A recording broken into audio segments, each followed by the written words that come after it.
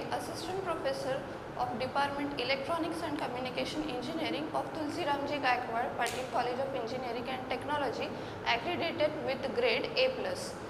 Today I am going to, in this video, today I am going to teach you about the subject VLSI signal processing, that is VSP. Okay, so in this subject VLSI signal processing, today we will learn about the pipelining and parallel processing. So first of all we will discuss about the pipelining. Okay, so why there is a need to learn about the pipelining processing. Okay, for example, suppose we have one algorithm and by optimizing that algorithm we have fully optimized architecture. Okay, but after fully optimizing that architecture we didn't get the computation time, required computation time. Our required computation time is not fulfilled. So by doing this pipelining and parallel processing we can achieve our required computation time. Okay, so first of all we will consider a 3-tap filter. Okay, so this is the equation for 3-tap filter. So with using this equation we have drawn this block structure of 3-tap FIR filter. So how we can draw this 3-tap FIR filter? So see, this is output. Okay, so output we get here. After that here we are applying input, that is x of n. Okay, after that x of n, this signal is proceeding here in multiplier. Here in multiplier we are giving coefficient a. Okay, after this delay, okay, our output means the signal we will get that x of n minus 1. Okay, after this latch. Okay, then this signal here we will get x of n. So after multiplying with a, here we get a into x of n. Okay, similarly if we further process further, x of n minus 1, here we get the input. Okay, then this input x of n minus 1, we will multiply this with the coefficient b. Okay, so after this we will get here b into x of n minus 1. Okay, then after adding, here is a adder.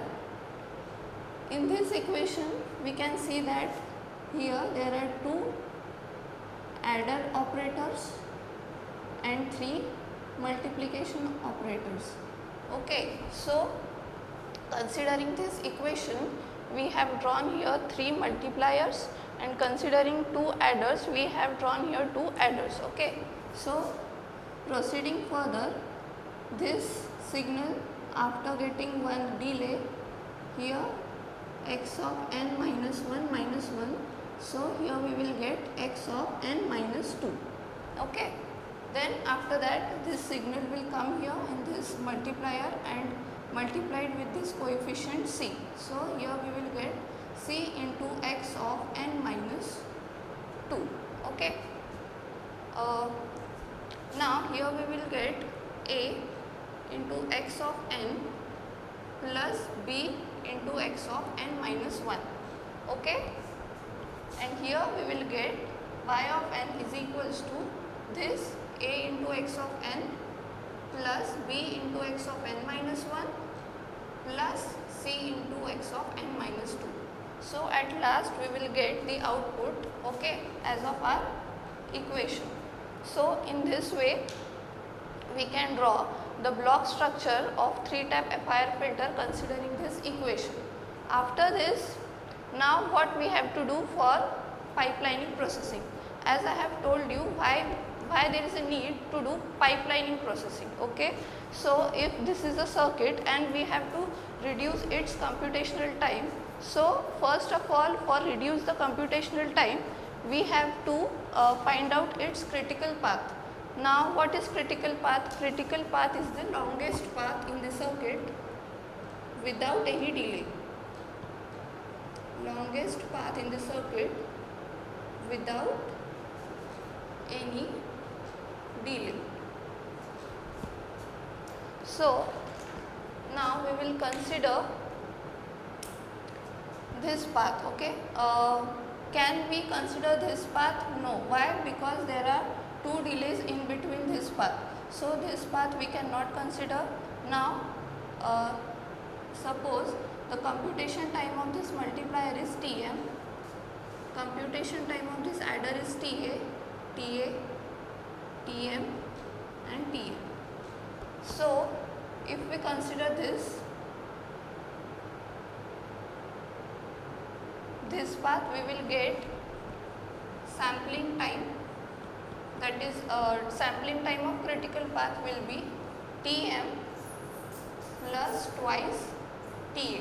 Okay, we will add these two computation time of adders. Okay, so this is the one critical path, after that this is one critical path. Okay, why? Because here also the computation time we will get is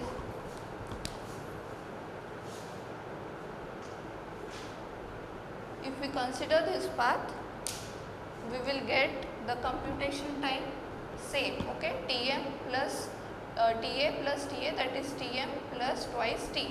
Okay, can we consider this path? No. Why? Because this is the shortest path. Okay, so we cannot consider this, and also we cannot consider this because there are coming two delays. Okay, so after this we find out the critical path. Okay, now to reduce the speed, okay, we have to increase the speed, we have to reduce its computational time. Okay, so how we will reduce the computational time? By giving the feed forward cut set in the critical path. Okay, now what is feed forward cut set? First of all, we have to know about the cut set. So now what is cut set? Cut set is a set of edges of a graph such that if these edges are removed from the graph becomes disjoint. So if we have any graph or circuit and we will give the cut set in that, okay, so that cut set disjoints the circuit. So cut set is a set of edges of graph such that if these edges are removed from the graph becomes disjoint. Now what is feed forward cut set? A cut set is called feed forward if the data move in the forward direction on all the edges of the cut set. Okay, so here we have to give a feed forward cut set on the critical path, on the longest path of this circuit. Okay, so what is mean by giving feed forward cut set? Okay, so giving feed forward cut set means adding latches. Okay, latches means nothing but the delay. So adding latches in the circuit is nothing but the giving feed forward cut set. So in this circuit we have two critical paths, this one and this one. So where we have to give the feed forward cut set. Okay, so let's proceed one by one. First we will give the cut set on this longest path, after that we will give this path. Okay, so first we will give the feed forward cut set, and why we are giving this feed forward cut set? To reduce the computational time. Okay, by reducing the computational time we can increase the speed. Okay, so here we have given the feed forward cut set, means now here we have to add delays. Okay, now here we have added the delays. Now we have to calculate the sampling time or computation time of this circuit. So this is delay, now we cannot consider this one. Okay, so we will move forward from here.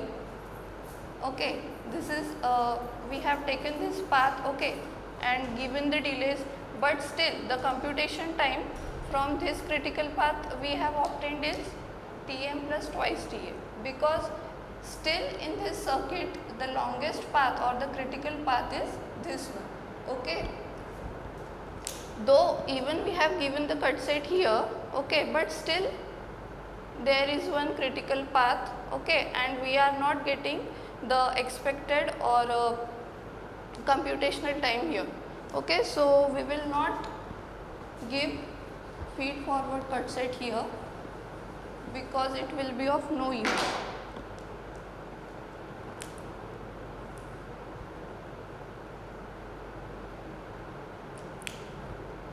So now we will give our feed forward cut set in this critical path, and giving feed forward cut set means nothing but adding delays or latches. Okay, now adding or latches here, now we can see that here there is one multiplier and adder. Okay, so we cannot consider this because at this path we will not get the output. Okay, so we have to consider such path that we will get the output. Okay, again here we cannot go because there are delays already there, so we will consider now this path. Okay, from this, and what is the meaning of cut set? If we will give the cut set, it means that it disjoints the graph. Okay, graph or the circuit, anything you can consider. So from here it is disjoint, so we will consider now this path. Okay, so what will be our sampling time or computation time now? Tm plus Ta. Okay, this means that our sampling frequency will be 1 upon Tm plus Ta. Okay, so by reducing the computation time or sampling time, we can increase the speed of the circuit. Okay, or also we can reduce the power of the circuit. So this is how we can find the critical path and the sampling time of the critical path. Okay, so now we will see about the schedule of events which is happen in the pipelined FIR filter. So what will happen in pipelining processing? Whatever input we have given in the first clock cycle, the output will not get in that clock cycle. Okay, the output will get in the next clock cycle.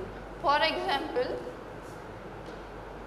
if we have considered here clock cycle 0 and the input is x of 0. Okay, so at node what will be, at node 1 what will we obtain? A into x of 0. Okay, as our n is 0, we have considered here 0, so a into x of 0 plus b of x of minus 1. How it came? How it has came? A x of n plus b of x of n minus 1. Here the value of n is 0, so 0 and 0 minus 1 is minus 1. Okay, at node 2 there will be no signal or no data and so on. Okay, then after second clock cycle, next clock cycle, that is at clock cycle 1, at node 1 what we will get? A of x of 1, same as here we have considered clock cycle 1. So here we will put 1 and n, what is here? N is 1, so 1 minus 1 is 0. Okay, then at the second node what we will get? A x of 0 plus b of 0. So this is the input we have received from the previous clock cycle. Okay, at node 2. So see here, if we have given here input in the clock cycle 0, we will get the signal will process at the next clock cycle. Okay, in this way also this signal will process in the next clock cycle and we will get the output here. The input of this signal, the output we will get here. In the same manner, the input of this clock cycle we will get the output in the next clock cycle. Okay, so these are the events occurred in the pipelined FIR filter. So in this, there are two drawbacks of this, that there will create a latency in the system. Also, there is happening some delay. So these are two drawbacks of this pipeline filter. So if we are not achieving our computation time or the required time by doing pipelining also, then we will have to move for parallel processing. But there are two types of pipeline processing. That two types are, the first one is coarse pipelining that we have done here. Also we can reduce this critical path without pipelining. How? By transposing the theorem. By transposition theorem we can also obtain the required computation time without pipelining. Okay, and the third one is fine grain pipelining. So we will discuss about the fine grain pipelining and reduction of critical path without pipelining in the next lecture. Thank you.